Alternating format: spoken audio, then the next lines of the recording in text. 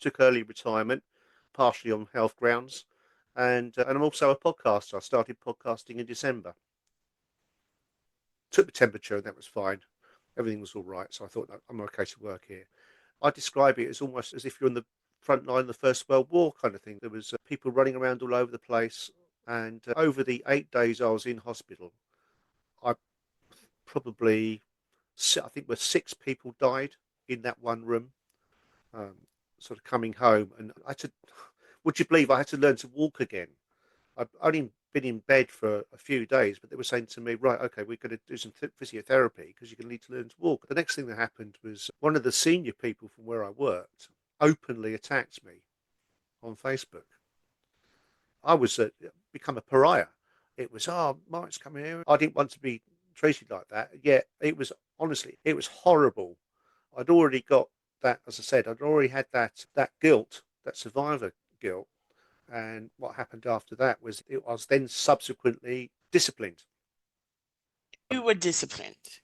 I was disciplined. So I put in a complaint against this manager, and then there was an inheritance come through. So when that inheritance came through, I was able to pay off the mortgage, pay off my loans, got an amount of money in the bank, able to do some work on the house, and it was really about opened my laptop, looked at my emails, switched the laptop off, shut the laptop down, went to the supervisor and said, I don't feel very well, I'm going home. And she said, okay, that's all right. And I never went back. Mhm, I said, I'm taking early retirement. Thank you very much. Bye bye. mhm, Because I felt I was never able to, they wouldn't allow me to talk about the experience at work. My heart mhm, had gone out of the work. I loved working with my clients, but the workplace was toxic. And the next day when I got home, the next morning, his wife phoned me and told me he died. oh, so And sad. it absolutely devastated me. It's almost as if I was asking the maker to sort of say, "Look, am I allowed to continue?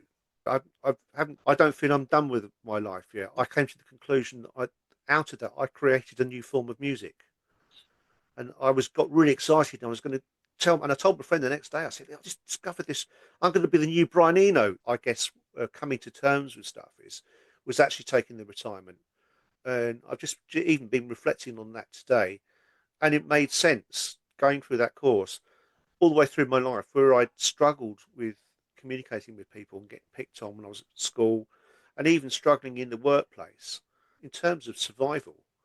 That that revelation was a big one to me. Yeah. Um, and now having retired, I'm not doing nothing. I'm podcasting, but I'm a mindfulness. I do mindfulness practitioner, so I do a bit of mindfulness in the community and life chapters well-being service. So I'm really active in terms of well-being in the community. And I Mm. think the masses were traumatized by how things played out, how long we were on lockdown, particularly in England. We were in lockdown for quite some time. I think Yeah, we were one of the countries that were locked down the longest. And a lot of people came out of the pandemic unaware that they were operating from a place of trauma. You literally were fighting for your life, but then you had to come back and fight, essentially fight your workplace for, for justice, essentially, right? Um, that is trauma, listeners. Like, it's not always about assaults and sexual trauma or abuse.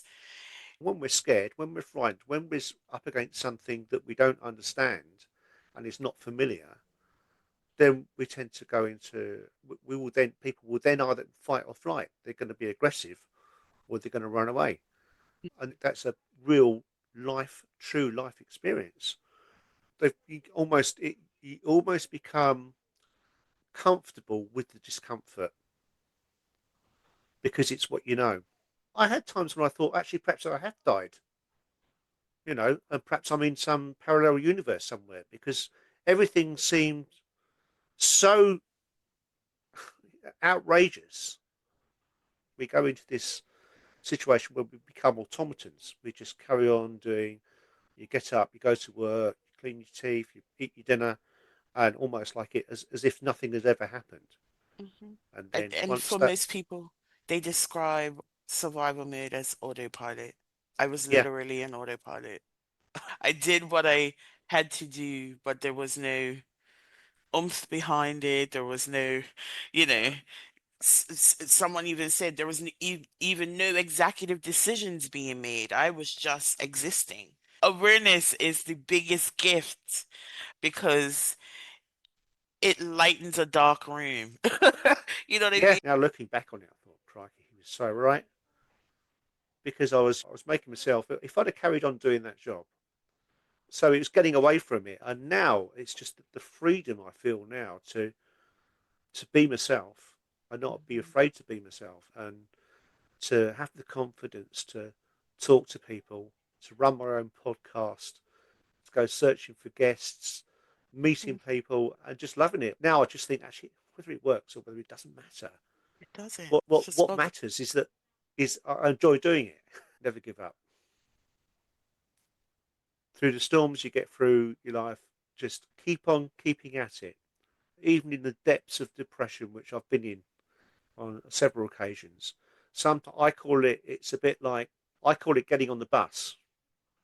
you were not built to break, but you damn sure were not just built to survive.